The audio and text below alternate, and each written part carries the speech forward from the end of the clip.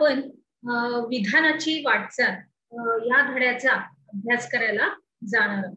चला थोडीशी सुरुवातीची आपली प्रस्तावना आपण बघूया विद्यार्थी मित्रांनो. या उपक्रमामध्ये आपण आपल्या ह्या संपूर्ण आपल्या अभ्यास पाठाप्रमाणे आपले काही मुद्दे मी ह्याच्यामध्ये मांडलेले आहेत. त्या सर्व काही मुद्द्यांची व्यवस्थित चर्चा आणि स्पष्टीकरण आपण करूया आणि ह्या धड्याचा अशा रीतीने आपण अभ्यास करूया. चला तर राज्यशास्त्राच्या आतापर्यंतच्या पाठ्यपुस्तकामधून म्हणजेच आपल्या नागरिक शास्त्राच्या पुस्तकातून आपण स्थानिक शासन संस्था, भारतीय संविधानातली मूल्ये आणि त्यातून व्यक्त होणारे तत्वज्ञान, त्याच्याच बरोबर संविधानानं निर्माण केलेली शासन यंत्रणा आणि आंतरराष्ट्रीय संबंधातील आपलं भारताचं स्थान याचा संपूर्णपणे विस्तृतरित्या असा आढावा घेऊ. तर आता पुढे भारताच्या संविधानानं भारताचं धर्मनिरपेक्ष असं लोकशाही गणराज्य निर्माण करण्याचं काही उद्दिष्ट मांडले गेलेले आहेत, काही हेतू ह्याच्यामध्ये दिले गेलेले आहेत. तर ते काय आहेत ते आता आपण अभ्यास करूया. तर सर्वसामान्य नागरिकांना न्याय मिळावा, त्यांचे स्वातंत्र्य हे अबाधित राहावं म्हणून संविधानात अत्यंत अशा महत्वपूर्ण तरतुदी केल्या गेलेल्या आहेत. त्याच्यामध्ये सामाजिक न्याय आणि समतेवर आधारलेला एक प्रागतिक विकसित समाज निर्माण करण्यासाठी एक साधन म्हणून आपल्या भारताच्या संविधानाकडे पाहिलं जातं. आपला भारत कसा सर्वांगीण गुणसंपन्न आहे, तसंच सर्वांना न्याय देणारा, तसंच प्रत्येक प्रगतीच्या पथावर तो आपलं सहाय्य असं होत जातो. कारण जिथं आपल्या देशामध्ये इतक्या सुखसुविधा दिलेल्या आहेत की त्याप्रमाणे आपण सगळ्या काही त्या सुखसुविधा घेऊन व्यवस्थितपणे त्याच्यामध्ये आपण प्रगतीच्या मार्गाने जातो. तर भारताच्या संविधानानुसार आपला राज्यकारभार हा 26 जानेवारी 1950 पासून सुरुवात झाली. म्हणजे काय तर आपली संपूर्ण घटना लिहिली गेली त्या दिवशी. त्याच्यामुळं 26 जानेवारी हा 1950 हा दिवस आपल्याला खूप महत्वाचा आहे. त्याच्यानंतर तेव्हापासून ते आतापर्यंत या संविधानाच्या आधारे जो काही राज्यकारभार झाला त्यातून भारतातलं आपलं लोकशाहीचं व्यापक झालेलं आपण स्वरूप सगळं बघितलं, सगळ्या त्याचा अभ्यास घेतला, आढावा केला. तर भारतातल्या या राजकीय प्रक्रियेत झालेले महत्वाचे बदल आणि सामाजिक न्याय आणि समता प्रस्थापित करण्याच्या दृष्टीने जी पावलं उचलली गेली त्याचा थोडक्यात आढावा आपण पुढे बघूया. तर हा अशा अर्थातच 3 मुद्द्यांमध्ये मर्यादित आहे. एक म्हणजे लोकशाही, दुसरा आहे सामाजिक न्याय किंवा समता आणि तिसरा आहे न्याय व्यवस्था.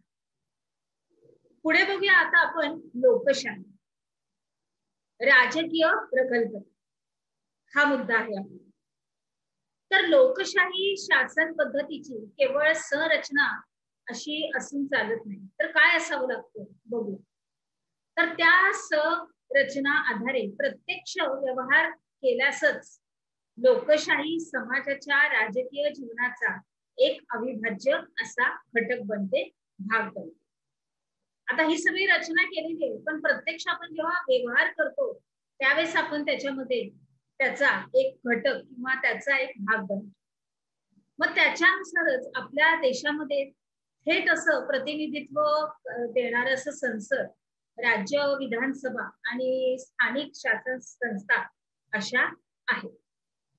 तर जनतेच्या सहभागाचा आणि राजकीय स्पर्धेचा जर विचार करतो आपण लोक जर विचार करतो तर लोकशाही ही मोठ्या प्रमाणात आपली यशस्वी आहे.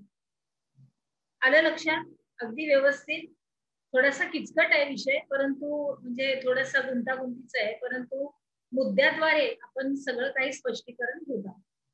तर मग चला तर मग ठराविक मुदतीनंतर आपल्याला मुक्त आणि न्याय वातावरणात होणाऱ्या निवडणुका हे भारतीय लोकशाहीचं यश आहे आणि प्रगतीचा वाटा आहे. पुढे